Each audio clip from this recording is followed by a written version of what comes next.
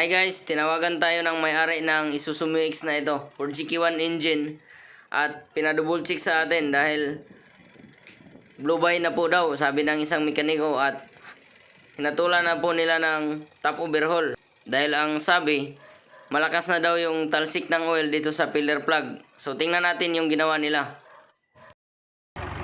Ay, on eh.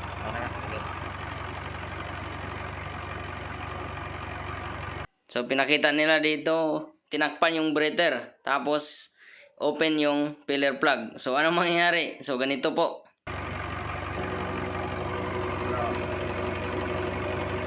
So naglabasan yung mga oil at yung positive crankcase ventilation pressure dito lumabas sa ating pillar plug. Waday mong kamot. Tagunan rin ako.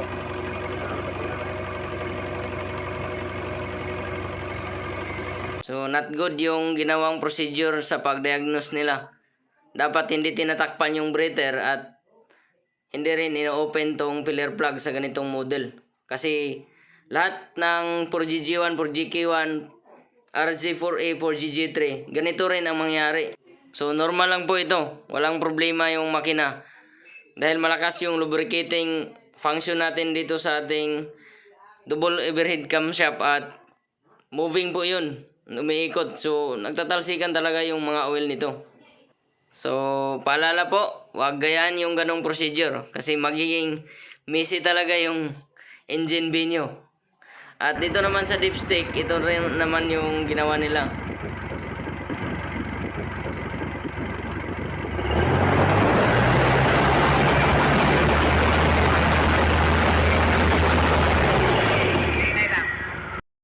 So ganyan na rin po yung nalabas sa ating dipstick. May usok at may oil pag ganito yung procedure na ginawa.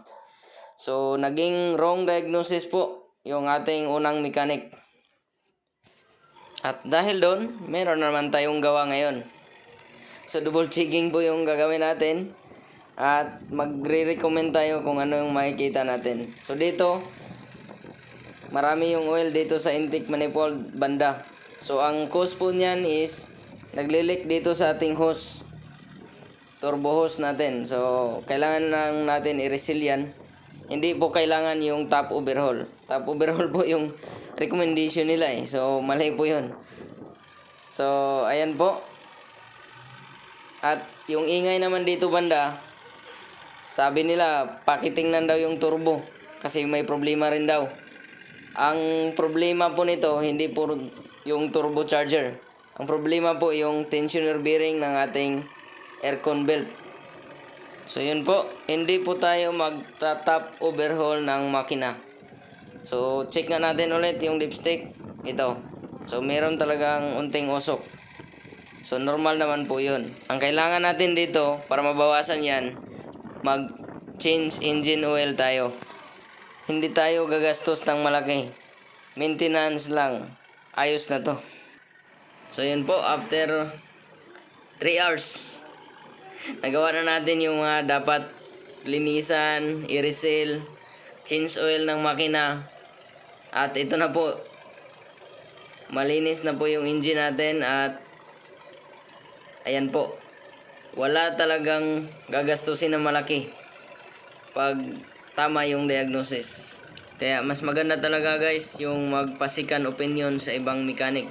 Pasensya na guys, hindi ko na video yung pag-change oil natin, pagbaklas ng mga hoses at paglinis ng makina. Pero yun lang talaga yung ginawa natin guys, maintenance lang, ayos na. Sana naman po meron kayong natutunan sa video na ito. Salamat po sa pagsubaybay at panonood sa ating mga videos.